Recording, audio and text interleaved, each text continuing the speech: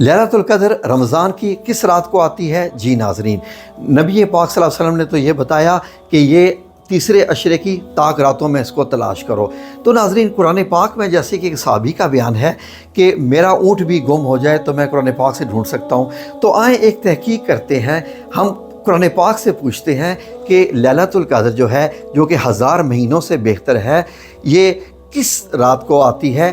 مطلب یہ ہے کہ جو 5 راتیں بنتی ہیں تیسرے عشرے کی، تو کیا 21، 23، 25، 27 یا 29 کس رات کو آتی ہے؟ تو قرآن پاک سے کیا، آئیں اسی صورت سے ہی پوچھتے ہیں، کس سے؟ سورۃ القدر سے ہی پوچھتے ہیں کہ لیلۃ القدر کس رات میں آتی ہے۔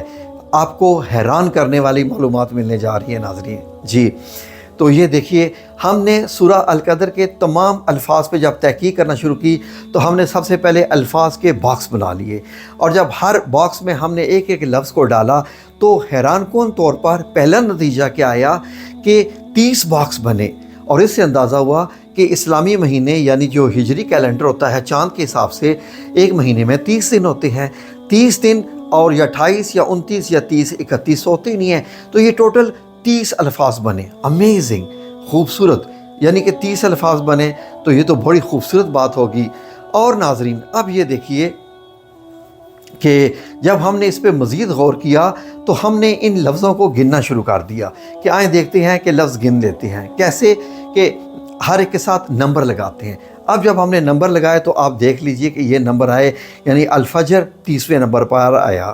تو ناظرین، اب ذرا غور کیجئے، وہ یہ غور کرے کہ نبی پاک صلی اللہ علیہ وسلم کے مطابق، حدیث کے مطابق، تو تیسرے عشرے کی طاق راتوں میں، تو طاق رات جو تیسرے عشرے کی بنتی ہے، اگر ہم ہر لفظ کو ایک دن سمجھیں تو 21 کو بنتا ہے لفظ بے اذن، 23 کو بنتا ہے لفظ مین، اور 25 کو بنتا ہے آمر، اور 27 کو بنتا ہے ہیا، 29 کو بنتا ہے مطلع۔ اب غور کیجیے ان الفاظ پہ کہ 21 کو بنتا ہے بے اذن۔ بے اذن کا مطلب عربی میں ہوتا ہے کہ اللہ رب العزت کے اذن سے، یعنی اللہ رب العزت کی اجازت سے۔ اور اگر 23ویں پہ آ جائیں، 23ویں شاپ کی، تو وہ بنتا ہے لفظ مین، اور مین کا مطلب ہوتا ہے سے، یعنی اس سے۔ آگے 25ویں کی بات کریں، 25ویں رات کا بنتا ہوتا ہے آمر۔ آمر کا مطلب تو کام ہوتا ہے عربی میں، کہ فرشتے ہر کام کے لیے اپنے پروردگار کے حکم سے اترتے ہیں۔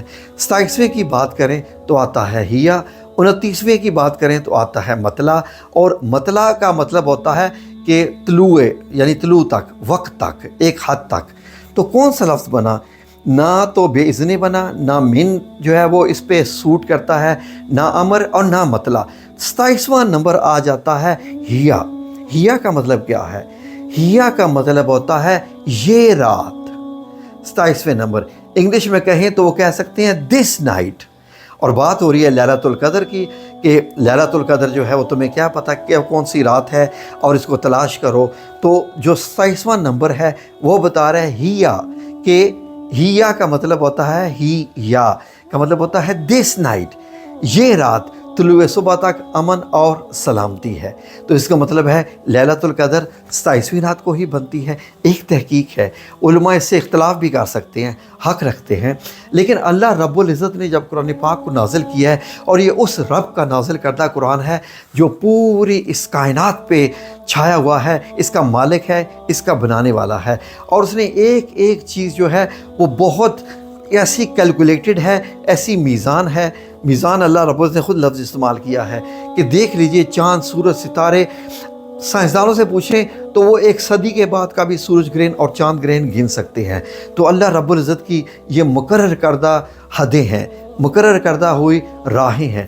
تو 1 سیکنڈ کا بھی جب فرق نہیں پڑ رہا تو یہ میرے رب کا بنایا ہوا قرآن پاک ہے، اللہ رب العزت کا۔ تو اس میں تو ہر لفظ کتنا کیلکولیٹڈ ہے، جیسے کہ سورہ الکوثر کا جو عددی نمبر 10 آتا ہے، حیران کن، وہ آپ نے ویڈیو شاید نہیں دیکھی میری۔ تو ناظرین، بات کریں سورہ القدر کی تو سورہ القدر بتاتی ہے ہیا دس نائٹ، 27ویں رات کو۔ تو بس اب جو اللہ رب العزت، ایک تحقیق ہے، اچھی لگے تو اچھی بات ہے، اور نہ اچھی لگے تو ایک تحقیق ہے۔ قرآن پاک پہ غور کرنا بھی ایک ثواب کا کام ہے، کیونکہ جتنا آپ قرآن پاک پہ غور کرتے ہیں آپ اللہ رب العزت کے قریب ہوتے جاتے ہیں۔ سبحان اللہ۔